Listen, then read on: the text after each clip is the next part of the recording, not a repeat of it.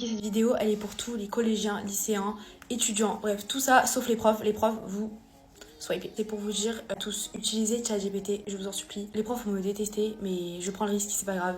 Utilisez ChatGPT, je vais vous expliquer pourquoi. Donc, c'est un truc que j'ai utilisé en droit, ok, c'est excellent. Dites-vous que j'avais 400 pages à apprendre, je les ai résumées en 35 pages. À partir du moment où je peux faire ça, pourquoi est-ce que je vais me galérer à apprendre les 400 pages alors que je relisais, hein? Ça voulait dire la même chose. Enfin, moi, je sais pas pourquoi j'ai pas pensé à le faire quand j'étais en terminale pour réviser mon bac, mais bref, ça marche pour toutes les classes en tout cas.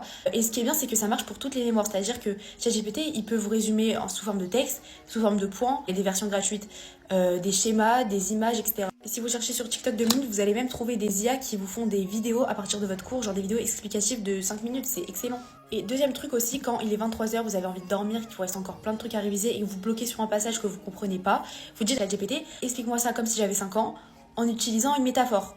Et je vous jure, c'est tellement bien. Par exemple, la dernière fois, je devais apprendre un truc sur les institutions. Vraiment, je bégayais, je comprenais rien. Je lui ai dit, explique-moi avec une métaphore. Il m'a fait un truc avec la famille, le papa et tout. Et c'était un truc pour les bébés, mais en fait, tu comprends tellement vite après que sur ta copie, bah, c'est fluide, c'est logique. Vous savez, c'est quoi le plus hypocrite dans tout ça? C'est les profs qui vous disent, ouais, utilisez pas, alors que eux, ils peuvent très bien utiliser ChatGPT pour corriger leur copie, genre. Je comprends pas pourquoi eux, ils le font pas, en fait. Et si eux, ils gagnent du temps, nous aussi, on peut gagner du temps. Enfin, GPT, c'est très bien, il faut évoluer avec notre temps. Et il y a un défaut dont je vais vous faire part parce que je l'ai rencontré. Si jamais vous demandez des choses trop précises, genre beaucoup trop précises, il risque de vous inventer des choses. Par exemple, moi j'avais demandé une citation d'un auteur connu sur tel sujet, et ça n'existe pas, tu vois. Enfin, le chat GPT, il va t'inventer un truc de Montesquieu alors que je dis Montesquieu, il n'a jamais dit ça.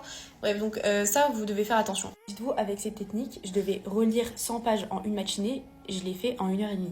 Voilà. Du coup, voilà, si vous voulez d'autres conseils, n'hésitez pas. Bisous!